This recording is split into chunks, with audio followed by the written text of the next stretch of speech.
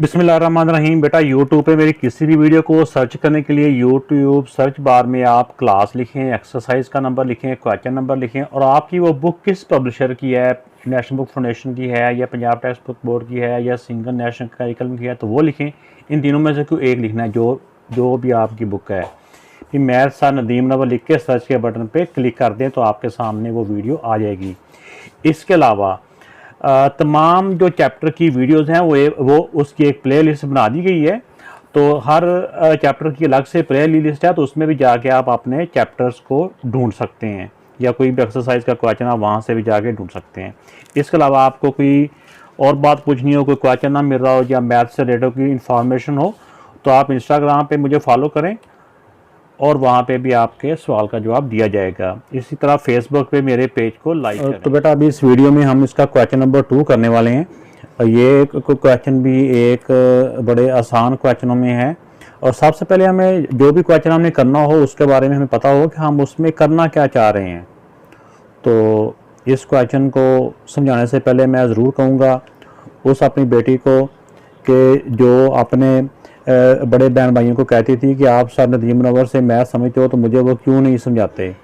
वो तकरीबन काफ़ी दिनों से डेली वो मुझे इंस्टाग्राम पे या व्हाट्सएप पे मैसेज कर रही थी कि सर हमारी छोटी बहन है उसको भी ज़रूर मैथ करवाएं।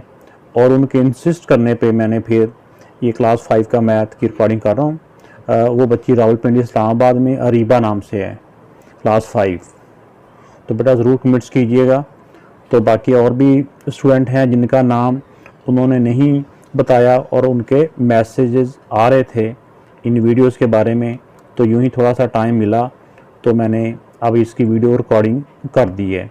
क्योंकि अब ये तमाम पाकिस्तान में ये सेम सिलेबस है तो इसलिए ये सबको इसका फ़ायदा होगा।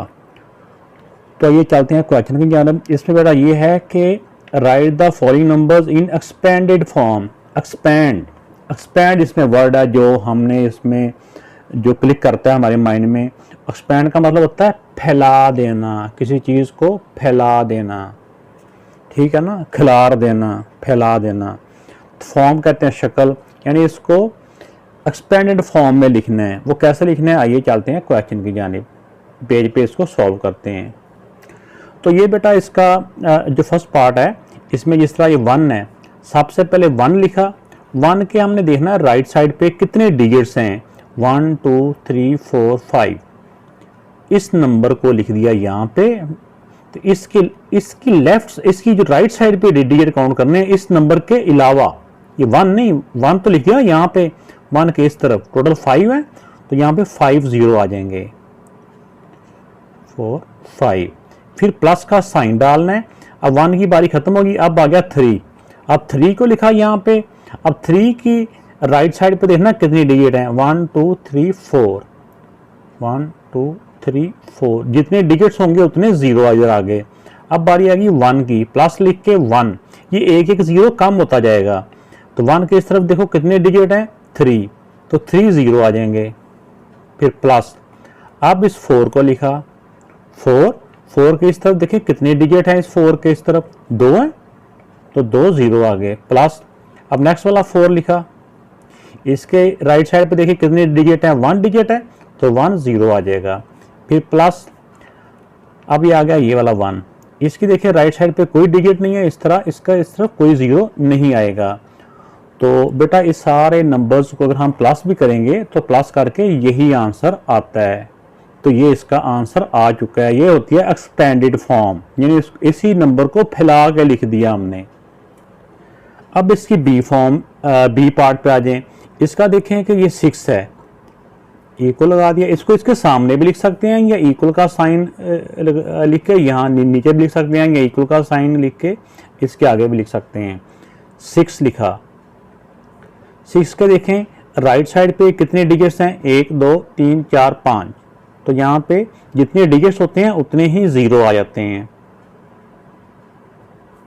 प्लस। अब देखिए नेक्स्ट डिजिट है 0 के इस तरफ वैसे तो 4 डिजिट हैं लेकिन 4 0 अगर लिखेंगे तो 4 0 0 चाहे जितने मर्जी हों वो 0 ही होते हैं। जब 0 आ जाए तो उसके राइट साइड पे और 0 लिखने की ज़रूरत नहीं है, वो 0 ही रह जाता है। तो इसके बाद नेक्स्ट भी ज़ीरो ही है, ज़ीरो के इस तरफ 3 डिजिट हैं तो 3 ज़ीरो आएंगे, लेकिन ज़ीरो के साथ जितने मर्जी ज़ीरो लगा लें उसकी वैल्यू ज़ीरो की इक्वल ही रहती है, इसलिए वो ज़ीरो लिखने की ज़रूरत नहीं है। अब नेक्स्ट आ गया 9 प्लस 9 के इस तरफ देखो कितने डिजिट्स हैं, 1 2, तो यहाँ पे 2 डिजिट्स आ जाएंगे, फिर प्लस। अब नेक्स्ट भी ज़ीरो है तो ज़ीरो के भी राइट साइड पे ज़ीरो लिखने की ज़रूरत नहीं है। इसके नेक्स्ट भी ज़ीरो है तो वो भी ज़ीरो ही लिखेंगे, उसके राइट साइड पे कोई डिजिट अगर होता भी तो ज़ीरो के राइट साइड पे ज़ीरो लिखने की ज़रूरत नहीं होती, क्योंकि देखें ज़ीरो को हम जितनी दफ़ा मर्जी लिखते जाएं वो ज़ीरो ही रहता है। ये नहीं है कि ज़्यादा ज़ीरो होने से उसकी कोई वैल्यू चेंज हो जाती है, इसलिए ज़्यादा ज़ीरो लिखने की ज़रूरत नहीं है, वो एक दफ़ा ही ज़ीरो लिखा जाता है। तो इस क्वेश्चन का ये आंसर आ गया, ये एक्सपेंडेड फॉर्म है इसकी। आगे बेटा सी पार्ट है, सी पार्ट को भी एक्सपेंडेड फॉर्म में लिखते हैं। इस तरफ से लेफ्ट साइड से पहले डिजिट को लिखा 9 है, इसके इस तरफ राइट साइड पे देखना कितने डिजिट्स हैं, 1 2 3 4 5, तो 5 ज़ीरो आ जाएंगे, जितने डिजिट्स होते हैं उतने ज़ीरो, प्लस अब 4 है, 4 के इस तरफ देखें कितने डिजिट्स हैं, 1 2 3 4, तो 4 ज़ीरो आ गए। ये एक एक डिजिट कम होता जा रहा है ना, जैसे जैसे हम एक स्टेप इधर जाएंगे उतने डिजिट कम होते जाएंगे। अब आ गया 9 के देखें इस तरफ कितने डिजिट है, 9 के इस तरफ, 9 को नहीं काउंट करना, उसके अगली तरफ देखने होते हैं, तो टोटल 3 डिजिट है तो 3 ज़ीरो आ जाएंगे, प्लस अब 1, ये वाला 1 लिख दिया। 1 के इस तरफ देखें राइट साइड पे कितने डिजिट्स हैं, 2, तो अब 2 डिजिट्स 2 ज़ीरो आ गए, प्लस अब 8 आ गया, ये वाला 8 लिख दिया। 8 की राइट साइड पे कितने डिजिट्स हैं, 1, तो यहाँ पे 1 ज़ीरो आ जाएगा। जितने डिजिट्स होते हैं ना राइट साइड पे उतने ज़ीरो आते हैं।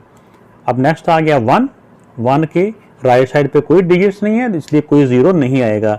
ये इसकी एक्सपेंडेड फॉर्म है, यानी कि इसको हमने इस नंबर को फैला के लिख दिया है।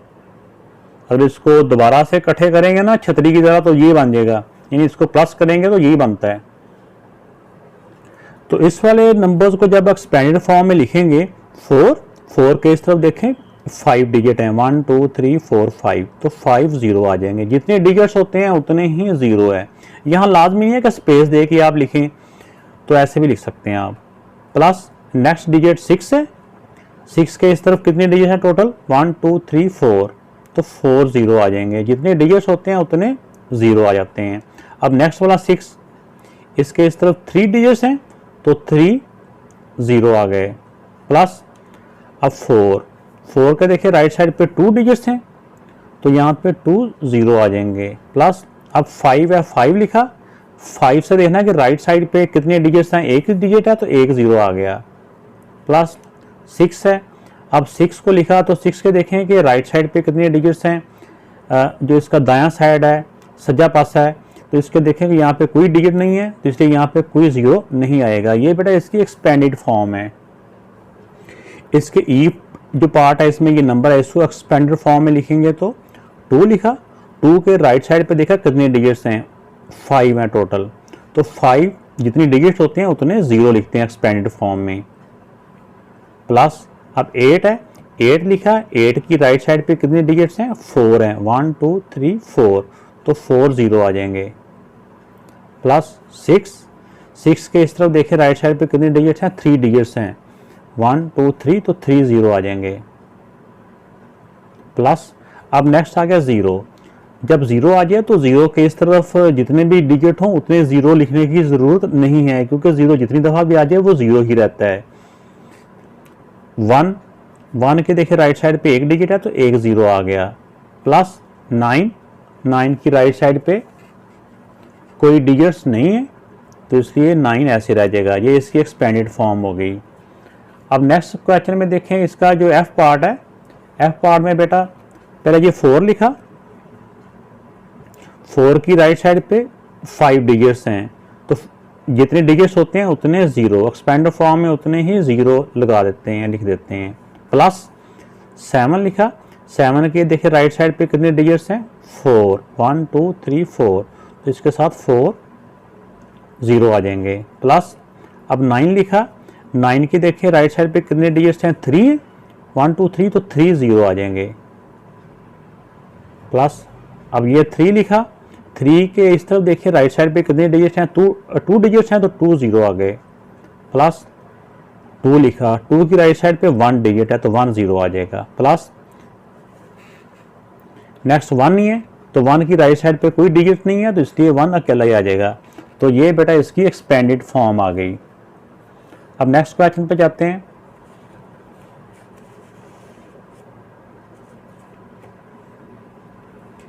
फाइव लिखा, 5 की राइट साइड पे 5 डिजिट हैं, 1 2 3 4 5, तो इसके साथ 5 0 आ जाएंगे, प्लस आगे 1 है, 1 लिखा, 1 के साथ 4 डिजिट्स हैं राइट साइड पे तो 4 0 आ जाएंगे, प्लस नेक्स्ट 0 है, 0 के साथ और 0 लिखने की ज़रूरत नहीं है, 0 को जितनी दफ़ा मर्जी लिख दें वो 0 ही रहता है, प्लस 6 लिखा, 6 के साथ 2 डिजिट्स हैं तो 2 0 आ जाएंगे, प्लस नेक्स्ट 0 आ गया, 0 के साथ और 0 लिखने की ज़रूरत नहीं है, 0 के साथ अगर हम एक 0 लिखेंगे भी तो उसकी वैल्यू 0 ही रहती है, तो इसलिए वो बेहतर ये होता है कि ना लिखें।